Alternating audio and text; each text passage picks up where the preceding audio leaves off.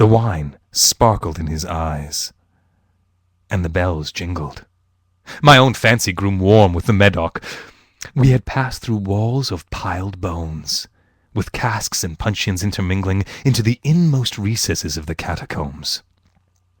I paused again, and this time I made bold to seize Fortunato by an arm above the elbow. "The nitre," I said. "See, it increases. It hangs like moss upon the vaults. We are below the river's bed. The drops of moisture trickle among the bones. Come, we will go back ere it is too late. Your cough—" "It is nothing. Let us go on. But first, another draught of the Medoc." I broke and reached him a flagon of de Grave. He emptied it at a breath. His eyes flashed with a fierce light. He laughed and threw the bottle upwards with a gesticulation I did not understand. I looked at him in surprise. He repeated the movement, a grotesque one. "You do not comprehend?" he said. "Not I," I replied. "Then you are not of the Brotherhood." "How?" "You are not of the Masons." Yes, I said. Yes. "You? Impossible. A Mason?" "A Mason," I replied. "A sign," he said. "It is this," I answered, producing a trowel from beneath the folds of my cloak. "You jest," he exclaimed, recoiling a few paces. "But let us proceed to the Amontillado." "Be it so," I said, replacing the tool beneath the cloak, and again offering him my arm. He leaned upon it heavily. We continued our route in search of the Amontillado. We passed through a range of low arches, descended, passed on, and descended again, until we arrived at a deep crypt, in which the foulness of the air caused our torches rather to glow than flame. At the most remote end of the crypt there appeared another, less spacious. Its walls had been lined with human remains, piled to the vault overhead, in the fashion of the great catacombs of Paris. 3 sides of this interior crypt were still ornamented in this manner. From the 4th, the bones had been thrown down and lay promiscuously upon the earth, forming at one point a mound of some size. Within the wall thus exposed by the displacing of the bones, we perceived a still interior recess, in depth about 4 feet, in width 3, in height 6 or 7.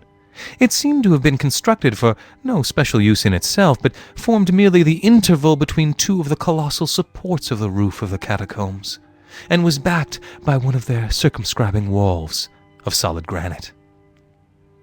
It was in vain that Fortunato, uplifting his dull torch, endeavored to pry into the depths of the recess. Its termination the feeble light did not enable us to see. "Proceed," I said. "Herein is the Amontillado. As for Lucrezi—" "He is an ignoramus," interrupted my friend, as he stepped unsteadily forward, while I followed immediately at his heels.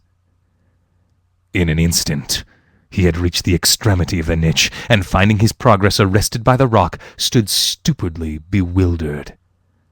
A moment more, and I had fettered him to the granite.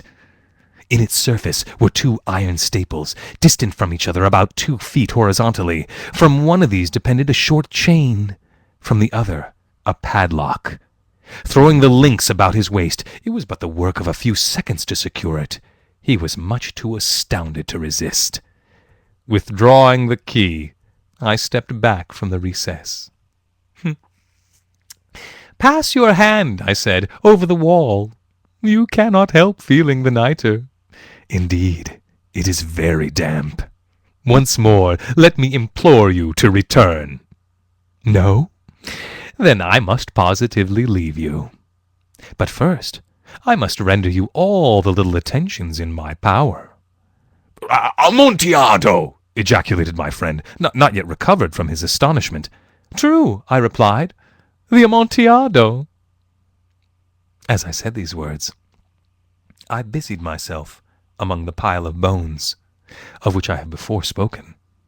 Throwing them aside, I soon uncovered a quantity of building stone and mortar.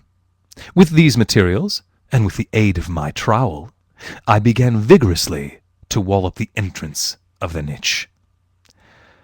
I had scarcely laid the first tier of my masonry when I discovered that the intoxication of Fortunato had in great measure worn off.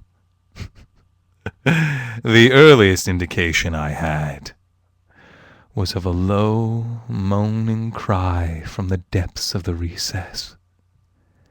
It was not the cry of a drunken man. There was a long and obstinate silence. I laid the second tier, and the third, and the fourth. And then I heard the furious vibrations of the chain. The noise lasted for several minutes, during which, that I might hearken to it with the more satisfaction, I ceased my labours and sat down upon the bones. When at last the clanking subsided, I resumed the trowel, and finished without interruption the fifth, the sixth, and the seventh tier. The wall was now nearly upon a level with my breast. I again paused, and holding the torch over the mason work, threw a few feeble rays upon the figure within. A succession of loud and shrill screams bursting suddenly from the throat of the chained form seemed to thrust me violently back. For a brief moment I hesitated. I trembled. Unsheathing my sword, I began to grope with it about the recess. But the thought of an instant reassured me. I placed my hand upon the solid fabric of the catacombs, and felt satisfied. I reapproached the wall. I replied to the yells of him who clamored. I re-echoed. I aided. I surpassed them in volume and strength. I did this. And the clamorer grew still.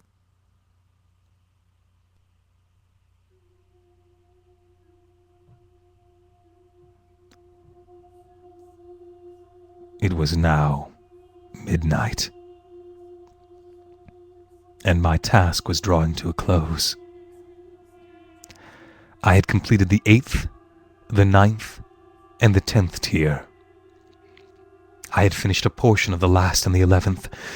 There remained but a single stone to be fitted and plastered in.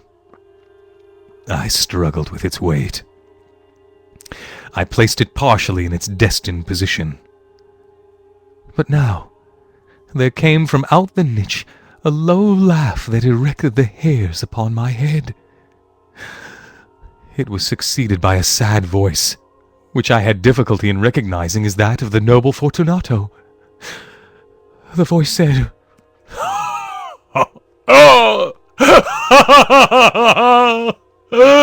"A very good joke indeed. An excellent jest. We will have many a rich laugh about it at the palazzo over our wine." "The Amontillado," I said. Yes, the Amontillado. But is it not getting late? Will they not be awaiting us at the palazzo? The Lady Fortunato and the rest? Let us be gone." "Yes," I said.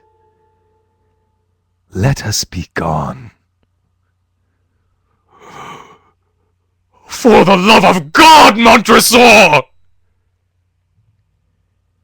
"Yes," I said. "For the love of God."